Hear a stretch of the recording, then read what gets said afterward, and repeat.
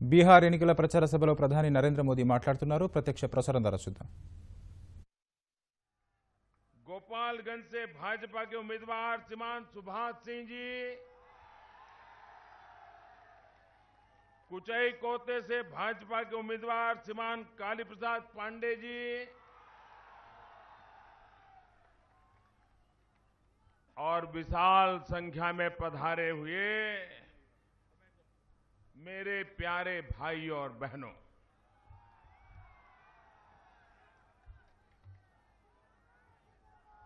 मैं दानापुर इस गोपालगंज के इलाके में पिछले लोकसभा के चुनाव में भी आया था और आज दोबारा मैं आपके बीच में आया हूं।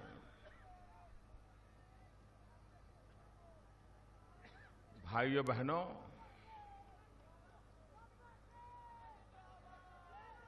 आजकल आप ये महास्वार्थ बंधन के नेताओं की जो बयानबाजी सुनते हैं,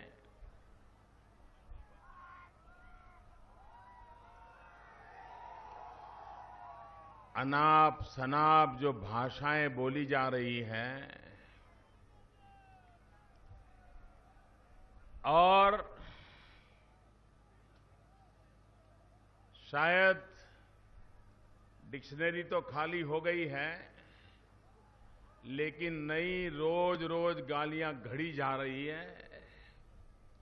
मैं सोचता था आखिरकार 25 साल से जो लोग यहां सरकार चलाते हैं, 35 साल तक जिस कांग्रेस ने यहां सरकार चलाई है, 60 साल तक जिन्होंने सरकार चलाई है, सरकार में जितने मुलाजिम हैं, इनको इन्हीं के कालखंड में कभी न कभी नौकरी मिली है। एक प्रकार से ऊपर से नीचे तक सारा उन्हीं का खेल है। उसके बावजूद भी चुनाव में इस प्रकार का व्यवहार करने के लिए वो मजबूर क्यों हुए हैं? अपना आपा क्यों खो दिया है? सारी मर्यादाएं तोड़ करके निम्न स्तर की भाषा पे क्यों उतर आए हैं? मैं सोच रहा था कारण क्या है? भाइयों बहनों, कारण ये नहीं है कि मोदी ने कोई गलती की है। कारण ये नहीं है कि मोदी ने किसी का बुरा किया है। कारण ये है कि आपको प्रेम जो है ना, उसे वो पचा नहीं पा रहे हैं, पचा नहीं। ये जैसे जैसा आपका प्यार बढ़ता जाता है, उनकी गालियों की संख्या बढ़ती जाती है। और इसलिए एनडीए भारतीय जनता पार्टी का चुनाव अभियान कितना सफल चल रहा है, रैलियां कितनी बढ़िया हो रही है, उसका नाप निकालने के लिए इधर नजर करने की आवश्यकता नहीं है। ये रैली होने के बाद ये महास्वार्थ बंधन के लोग किस प्रकार से अपना आपा खो देते हैं, किस प्रकार से गाली गलौज पे उतर आते हैं, उससे तय होता है कि रैली कितनी जबरदस्त सफल हुई है। ये उसका मानदंड बन गया। भाइयों बहनों, आप मुझे बताइए, गरीब से गरीब व्यक्ति को भी, गरीब से गरीब व्यक्ति को भी कोई अगर ये कहे कि तुम बिकाऊ हो, तो वो सहन करेगा क्या? कोई सहन करेगा क्या? अरे फुटपाथ पर भीख मांगने वाले व्यक्ति को भी कोई अगर बिकाऊ कहे तो वो भी कभी इस बात को स्वीकार करेगा क्या? गुस्सा करेगा कि नहीं करेगा? श्रीमान नीतीश बाबू,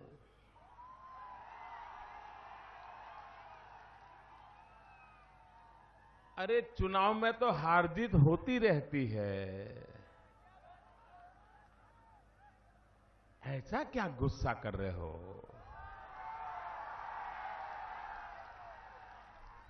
अब मोदी पर गालियां देते देते थक गए, जो बिहारियों को गालियां देना शुरू कर दिया। मोदी पर आरोप लगाते लगाते थक गए, तब बिहारियों पर आरोप लगाना शुरू कर दिया। नीतीश बाबू, बिहारियों का यह अपमान आपको महंगा पड़ जाएगा। लेने के देने पड़ जाएंगे, देख लो, लेने के देने पड़ जाएंगे। उन्होंने आरोप लगाया है कि मोदी की सभा में, रैली में जो लोग आते हैं वो पैसों से लाए जाते हैं। आप बताइए, हाथ उठा करके बताइए, झूठ है कि नहीं है? पूरी ताकत से बताइए, झूठ है कि नहीं है? ये आपका अपमान है कि नहीं है? ये बिहारियों का अपमान है कि नहीं है? ये बिहारियों को बिकाऊ कहने का पाप उनको महंगा पड़ेगा कि नहीं पड़ेगा? नीतीश बाबू, अरे मोदी पर जितना जुल्म करना है कर लो, बिहारियों के स्वाभिमान पर चोट मत पहुंचाओ। यह आपको शोभा नहीं देता है।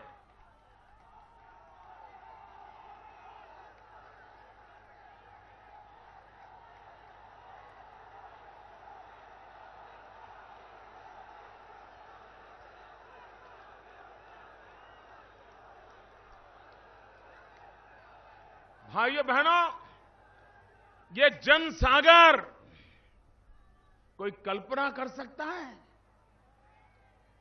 ये क्या बिहार का मिजाज बदला है, बिहार का मिजाज बदला है दोस्तों। और ये बिहार गुस्से में इसलिए है कि बिहार आप दोनों का 25 साल के कारोबार का हिसाब मांग रहा है और आप हिसाब देने को तैयार नहीं हो।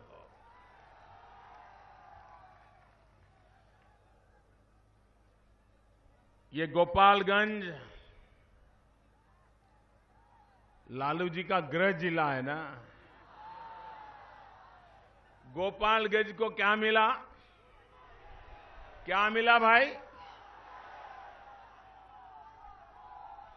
इन्होंने जंगल राज के समय इसको मिनी चंबल बना दिया था कि नहीं बना दिया था? इस इलाके को मिनी चंबल बना दिया था कि नहीं बना दिया था? यहां रेलवे स्टेशन पर खुले आम गोलियां चलती थी कि नहीं चलती थी? यहां माताएं बहनें, उनको उन्हीं के सागरी उठा करके ले जाते थे कि नहीं ले जाते थे? अपहरण उद्योग बना था कि नहीं बना था? भाइयों बहनों, एक ही कारोबार हुआ था, अपहरण करो। भाइयों बहनों, गोपालगंज का नौजवान जो सम्मान से जीना चाहता था, पसीना बहा करके पैसा कमाना चाहता था, उसे गोपालगंज छोड़ने के लिए मजबूर होना पड़ा। पूरे बिहार में सबसे ज्यादा नौजवानों का पलायन कहीं हुआ है तो या तो सीवान से हुआ या गोपालगंज से हुआ। मैं पिछले दिनों अबू धाबी गया था, दुबई गया था, तो वहां जो लेबर कॉलोनी बनी है तो वहां के शासकों से मैंने प्रार्थना की कि लेबर कॉलोनी में मेरे भारत के लोग जो काम कर रहे हैं, मैं उनका हाल देखने जाना चाहता हूं, मेरे गरीब भाइयों को मिलने जाना चाहता हूं। मैं वहां के शासकों का आभारी हूं कि उन्होंने मेरे वहां जाने के लिए व्यवस्था की, मुझे जाने दिया। और वहां मैं सभी मजदूरी करने वाले लोगों को जाके मिला था और हर किसी को पूछता था, कहां से आए हो, कितने साल से हो। भाइयों बहनों, मुझे सबसे ज्यादा जो लोग मिले वो बिहार के मिले, गोपालगंज के मिले, जो मजदूरी वहां कर रहे हैं, जो मजदूरी वहां कर रहे हैं। ये मजदूरी करने के लिए मजबूर किसने किया आपको? अपने बूढ़े मां बाप को छोड़ करके जाने के लिए मजबूर किसने किया? बिहारी नौजवान को बाहरी किसने बनाया? हमारी सीधी सीधी बात है कि हमें बिहार को ऐसा विकास देना है ताकि बिहार के लोगों को यहीं पर रोजी रोटी मिले। यही हमारा मकसद है। आप बताइए, आपका रोजगार के लिए यहां अवसर मिले, ये आप चाहते कि नहीं चाहते? रोजगार कब मिलेगा भाइयों? इनके रहते मिलेगा क्या? ये बड़ा भाई छोटा भाई खुद का करेगा कि आपका करेगा? और बड़े भाई को बेटों के सिवाय किसी में रुचि है क्या? अपने परिवार के बाहर किसी की चिंता है क्या? अरे उनको अपने किसी नेता पर भरोसा है क्या? जेल गए तो बीबी को देके गए। अब जिंदगी जेल में गुजारनी है तो कहते हैं बेटे जल्दी तैयार हो जाओ और ये सब पकड़ लो ताकि मैं आराम से जेल में गुजारा कर लूंगा। ये क्या खेल चल रहा है भाइयों? क्या बिहार को ऐसे परिवारों के हवाले करना चाहिए क्या? भाइयों बहनों, आज इन सारी समस्याओं से अगर समाधान करना है तो हम लोगों के पास और कोई रास्ता बचा नहीं है। एक ही रास्ता बचा है भाइयों बहनों, एक ही रास्ता बचा है और वो रास्ता है बिहार का विकास। बिहार का विकास ही बिहार को बर्बादी से बचा सकता है। बिहार का विकास ही बिहार को बेहाली से बचा सकता है भाइयों। और इसलिए मैं बिहार के मतदाताओं से एक ही बात कहने आया हूं और मुझ पे भरोसा कीजिए मेरे भाइयों बहनों। लोकसभा में आपने मुझ पे भरोसा किया है, आप विधानसभा में मुझ पर भरोसा कीजिए। मैं आप में विश्वास दिलाता हूं। ये भ्रष्टाचार, ये भाई भतीजावाद, इसको मैं खत्म करके दिखा दूंगा भाइयों, खत्म करके। दिल्ली दिन रात भ्रष्टाचार के कारण बदनाम था कि नहीं था? बदनाम था कि नहीं था? रोज लाखों रुपयों के, करोड़ों रुपयों के घोटाले बाहर आते थे कि नहीं आते थे? देश की तिजोरी से लाखों करोड़ों लूटा जाता था कि नहीं लूटा जाता था? वो पैसा जनता था कि नहीं था? कोयले में से भी रुपये खाए कि नहीं खाए? 2G में से खाए कि नहीं खाए? चारों तरफ लूट मची थी कि नहीं मची थी? आपने मुझे 16 महीने से बिठाया है। 1 रुपये की शिकायत आई है क्या? एक भी आरोप लगा है क्या? ये इतनी गालियां मुझे देते हैं लेकिन अभी तक कभी मुझ पर भ्रष्टाचार का आरोप नहीं लगाया। ये पैसा बच गया कि नहीं बच गया? ये जनता के काम आएगा कि नहीं आएगा? ये देश की सेवा है कि नहीं है? अगर बिहार की भी लूट बच जाए तो बिहार का भला होगा कि नहीं होगा? इसलिए भाइयों बहनों, मुझे बिहार की सेवा करने का अवसर दीजिए। ये लूट फाट मुझे बंद करानी है, ये घर भरने का खेल बंद कराना है, ये तिजोरी लूटने का खेल बंद कराना है। भाइयों बहनों, हालत तो देखिए हमारे देश में, इनकी हालत तो देखिए। अभी टीवी पर कैमरा पे रुपये लेते हुए लोग पकड़े गए कि नहीं पकड़े गए? ये नीतीश बाबू के साथीदार थे कि नहीं थे? उन्हीं की मंत्री परिषद के मंत्री थे कि नहीं थे? क्या ये कम अपराध है क्या? लाखों रुपये कैमरा के सामने लेना ये अपराध है कि नहीं है? लेकिन उनको कोई शर्म है क्या? कोई शर्म है क्या? ये नीतीश बाबू ने कहा था कि अगर किसी का भी भ्रष्टाचार पकड़ा गया तो उसका मिल्कियत जब्त कर ली जाएगी और उसके घर में स्कूल खोला जाएगा, ऐसा कहा था।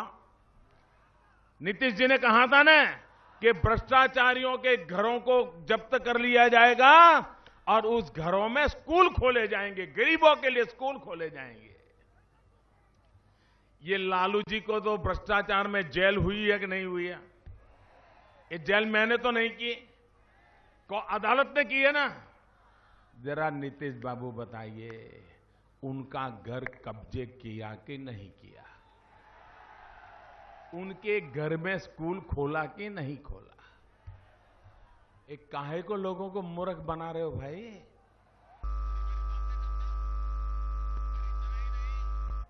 अभी कैमरा के सामने लूट करने वाले पकड़े गए, जेडीयू के मंत्री पकड़े गए, उनके एमएलए पकड़े गए और सौदा कर रहे हैं। अभी से चुनाव के बाद सरकार बनेगी तो तुम्हारा ये काम करवा लेंगे, 5 लाख अभी एडवांस दे दो। एडवांस बिहार बेचने के एडवांस लिए जा रहे हैं। भाइयों बहनों, क्या बिहार को बेचने देंगे क्या? उनका घर भरने के लिए बेचने देंगे क्या? बिहार को बर्बाद होने देंगे क्या? जरा मैं नीतीश बाबू से पूछना चाहता हूं, आपके मंत्री कैमरे के सामने रुपये लेते पकड़े गए, उनका घर जब्त किया कि नहीं किया? उस घर में स्कूल चालू किया कि नहीं किया? अभी तो आपकी सरकार चल रही है, आपको कौन रोक रहा है? आपके साथियों को भ्रष्टाचार किया है, उनको सजा करने से कौन रोक रहा है? और आप 25 साल में क्या क्या किया है? मैं सूची देख रहा था, मैं जरा हैरान हो गया। ये अपने आप को ईमानदारी की बातें करने वाले महाशय, आपने और लालू जी ने क्या खेल किया है बिहार की जनता जानती है। नई पीढ़ी के लोगों को मैं याद कराना चाहता हूं। जरा याद कीजिए, अलकतरा घोटाला, दवाई खरीद घोटाला, ट्रांसफार्मर खरीद घोटाला, इंजीनियरिंग कॉलेज नॉमिनेशन घोटाला, फर्टिलाइजर सब्सिडी घोटाला, मस्टर्ड रोल घोटाला, राशन किरासन घोटाला, व्याख्याता नियुक्त घोटाला, शराब घोटाला, सिपाही नियुक्ति घोटाला, नलकूप घोटाला, इंदिरा आवास घोटाला, मनरेगा घोटाला, शौचालय घोटाला, कोसी चैनल निर्माण घोटाला, मिड डे मील घोटाला, आंगनवाड़ी घोटाला, मेगा घोटाला, कुलपति नियुक्ति घोटाला, पथ निर्माण घोटाला, पुल निर्माण घोटाला, शिक्षा अभियान घोटाला, टेक्स्ट बुक छपाई घोटाला, कंबल खरीद घोटाला, परिवहन घोटाला, वायरलेस बैटरी घोटाला, बियाड़ा जमीन घोटाला, बुद्ध स्मृति पार्क निर्माण घोटाला, चावल घोटाला, ड्रॉल और डबल पे घोटाला, रेलवे में भी घोटाला, और जिस घोटाला में आपके महाशय को सजा हुई है वो चारे की तो बात करता ही नहीं हूं। भाइयों बहनों, ये घोटालों की सूची से भरे हुए लोग, क्या और नए घोटाले करने के लिए इजाजत दी जाएगी क्या? ऐसे घोटाले करने वालों को सजा मिलनी चाहिए कि नहीं मिलनी चाहिए? इस प्रकार से बिहार को लूटने वालों को हमेशा हमेशा के लिए चाहिए। और इसलिए मेरे भाइयों बहनों, ये चुनाव सिर्फ सरकार बनाने के लिए नहीं, ये चुनाव बिहार को लूटने वालों को सजा करने के लिए भी ये चुनाव।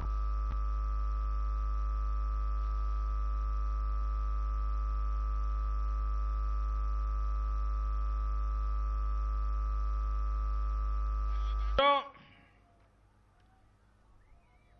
ये नीतीश बाबू हिम्मत के साथ कह रहे हैं, हिम्मत के साथ वो कहते हैं हमें पुराने दिन लौटा दो। मेरे गोपालगंज के भाइयों, आए दिन अपहरण होते थे, वो पुराने दिन वापस चाहिए क्या? मां बेटियों की इज्जत लूटी जाती थी, वो पुराने दिन वापस चाहिए क्या? दलितों पर जुल्म होता था, वो पुराने दिन वापस चाहिए क्या? आए दिन हत्याएं होती थी, वो पुराने दिन चाहिए क्या? उन्होंने विनाश की परिस्थिति पैदा की थी, वे फिर से वापस चाहिए क्या? फिर से चंबल बनने देना है क्या? और इसलिए भाइयों बहनों, नीतीश बाबू, आपको कुर्सी के लिए पुराने दिन मंजूर है, बिहार को पुराने दिन मंजूर नहीं है। बिहार को पुराने दिन। अरे नीतीश बाबू, कुर्सियां तो आती है जाती है, लेकिन आप बिहार के भविष्य के साथ खिलवाड़ करना कृपा करके बंद कर दीजिए। भाइयों बहनों, कानून व्यवस्था हर प्रकार से देखें, क्या हुआ बिहार को? सिवाय अपराधीकरण क्या हुआ है? अपराध अपराध अपराध। भाइयों बहनों, ये अपराध की जिंदगी बिहार के जीवन को नहीं बदल सकती है, और रोजी रोटी नहीं होगी। बिहार के युवाओं को आप कहां कहां धकेल रहे हो? भाइयों बहनों, मुझे बताइए, मैं 3 सूत्री कार्यक्रम कहता हूं, बिहार के नौजवानों के लिए है, बिहार के बुजुर्गों के लिए है, बिहार के मेरे परिवारजनों के लिए है, और जिसमें न कोई जातिवाद का रंग है, न ऊंच नीच का रंग है, न अपने पराये का रंग है। सारे बिहार के लिए जरूरी है, हर बिहारी परिवार के लिए जरूरी है। मेरे 3 सूत्री कार्यक्रम है। एक है पढ़ाई। बिहार के गरीब से गरीब बच्चे को अच्छे से अच्छी, सस्ते से सस्ती शिक्षा मिलनी चाहिए कि नहीं मिलनी चाहिए? पढ़ाई का अवसर मिलना चाहिए कि नहीं मिलना चाहिए? मिलना चाहिए कि नहीं मिलना चाहिए? भाइयों बहनों, मुझे वो काम करना है। अगर बिहार के नौजवान को अच्छी और सस्ती शिक्षा मिली, तो कभी उसके मां बाप को जमीन गिरवी रखने की नौबत आएगी? मकान गिरवी रखने की नौबत आएगी? बहू बेटियों की अमानतें गिरवी रखने की नौबत आएगी? भाइयों बहनों, इसलिए मैं कहने आया हूं, बिहार को अच्छी पढ़ाई के लिए विकास वाली सरकार चुनिए, ये मैं कहने आया हूं। दूसरी मेरी बात है कमाई। बिहार के हर मां बाप ये चाहते हैं कि नहीं चाहते कि अब बेटा बड़ा हो गया है, कुछ कमाई करे? चाहते कि नहीं चाहते? बिहार का नौजवान स्वाभिमान से जीने के लिए खुद की कमाई पर अपने पैरों पर खड़ा रहना चाहता है कि नहीं चाहता है? बिहार का 20-25 साल का कोई नौजवान सुबह उठकर के पिताजी से 5 रुपया मांगना पड़े तो उसको दुख होता होगा कि नहीं होता होगा? स्वाभिमान से जीने के लिए बिहार के नौजवान को अवसर मिलना चाहिए कि नहीं मिलना चाहिए? भाइयों बहनों, उसके लिए बिहार के नौजवान के लिए कमाई चाहिए, कमाई, मेहनत की कमाई चाहिए, मेहनत के लिए अवसर चाहिए। वो अवसर तलाश रहा है और सरकार उसे अवसर नहीं दे रही है। मुझे बताइए, उद्योग नहीं लगेंगे तो रोजगार मिलेगा क्या? सच्ची बताइए, मिलेगा क्या? रोजगार नहीं मिलेगा तो बिहार के नौजवान का स्वाभिमान बचेगा क्या? भाइयों बहनों, अगर बिहार में उद्योग लगाना है तो बिजली के बिना उद्योग लगेगा क्या? बिना बिजली को उद्योग लगेगा क्या? चाहिए कि नहीं चाहिए? चाहिए कि नहीं चाहिए? बिजली आएगी तो उद्योग आएगा। इन्होंने पिछले चुनाव में कहा था कि मेरे जी सरकार बनाइए, मैं घर घर बिजली पहुंचाऊंगा, और अगर बिजली नहीं पहुंचाता तो मैं वोट मांगने के लिए नहीं आऊंगा। वो वोट मांगने के लिए आए कि नहीं आए? बिजली आई? बिजली आई? नहीं आई ना? आपको वादा किया था, वादा किया था, आपसे धोखा किया, धोखा किया, वादा तोड़ा, आप उनसे नाता तोड़ोगे, नाता तोड़ोगे। भाइयों बहनों, और इसलिए मैं कहता हूं, बिहार को बिजली चाहिए, 24 घंटे बिजली चाहिए ताकि उद्योग लगे और बिहार के होनहार नौजवानों को रोजगार मिले। इसलिए मेरे भाइयों बहनों, मैं चुनाव में आपसे पढ़ाई के लिए, कमाई के लिए वोट मांग रहा हूं, और दूसरा, बुजुर्गों को दवाई के लिए। बुजुर्गों को दवाई सस्ती मिलनी चाहिए कि नहीं मिलनी चाहिए? बुजुर्गों को डॉक्टर मिलना चाहिए कि नहीं मिलना चाहिए? बुजुर्गों के लिए दवाखाना होना चाहिए कि नहीं होना चाहिए? और इसलिए मेरे भाइयों बहनों, इस चुनाव में मैं परिवारों के लिए पढ़ाई, कमाई और दवाई, ये 3 सूत्र की बात कर रहा हूं, और बिहार के लिए बिजली, पानी, सड़क की बात कर रहा हूं। किसान को पानी मिले, मिट्टी में से सोना पैदा कर देगा। बिहार को बिजली मिले, कारखाने लग जाएंगे, और बिहार को सड़कें मिले, बिहार प्रगति की दिशा में आगे बढ़ जाएगा। और इसलिए मेरे भाइयों बहनों, बिहार के विकास के लिए एक ऐसी सरकार चुनिए जिसका एकमात्र एजेंडा है विकास। पिछले दिनों विकास की बहस करने की उनकी ताकत नहीं थी, विकास के लिए कुछ कहने को था नहीं, 25 साल के हिसाब में विकास की बात नहीं थी। तो हम जब विकास विकास विकास कर रहे थे तो वो आरक्षण आरक्षण की माला जप रहे थे।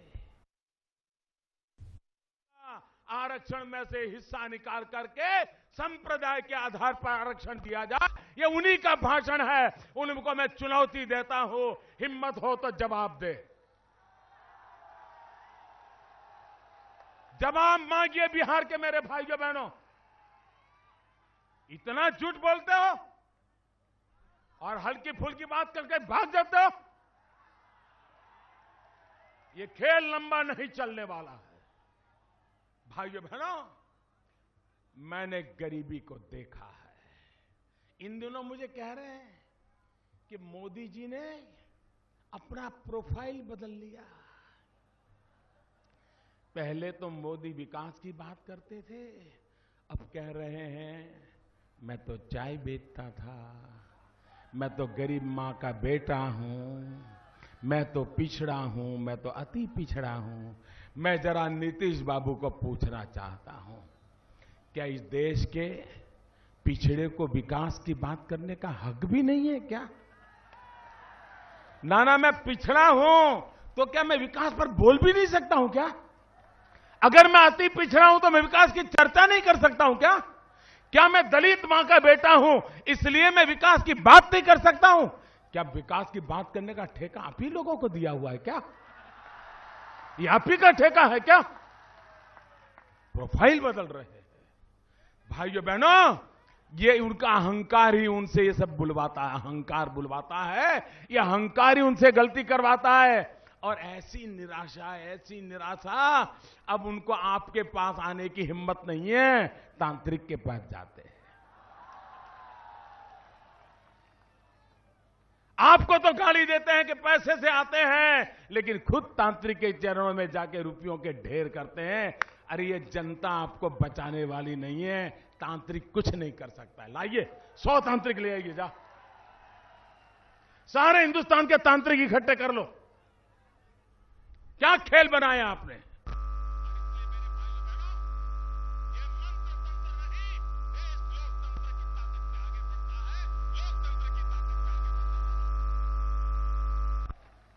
हमारा भरोसा जनता जनार्दन में है, हमारा भरोसा आप पर है। भाइयों बहनों, हमें बदलाव चाहिए विकास के लिए, हमें सरकार चाहिए विकास के लिए, और विकास ही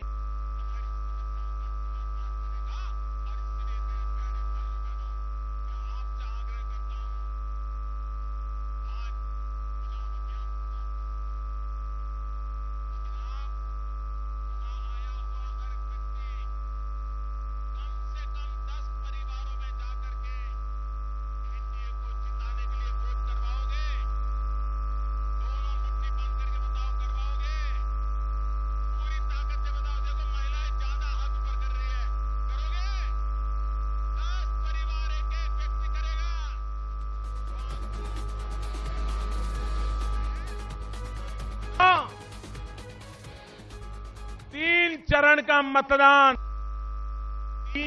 का मतदान रिकॉर्ड ब्रेक हुआ है, लेकिन चौथे चरण वालों ने तो तीनों चरण से ज्यादा वोट करके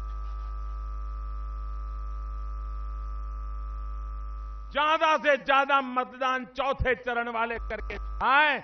भाइयों बहनों, उनका सुपड़ा साफ है। अब ये कभी बचने वाले नहीं हैं, और ये कभी दोबारा बिहार की राजनीति में आ नहीं सकेंगे। मैं बिहार की जनता ने भारतीय जनता पार्टी एनडीए को जो आशीर्वाद 3 चरण में दिए हैं और जिसमें विजय का विश्वास पैदा किया है, आने वाले 2 चरण में 1/2 बहुमत वाला नतीजा दे देंगे, ऐसा मेरा पूरा विश्वास है। बहुत बहुत धन्यवाद। सभी नेता आ जाए, यहां पर उम्मीदवार आ जाए, मुट्ठी बंद करके मेरे साथ बोलिए, भारत माता की जय। पूरी ताकत से आवाज दीजिए भाइयों बहनों, भारत माता की जय, भारत माता की जय, भारत माता की जय।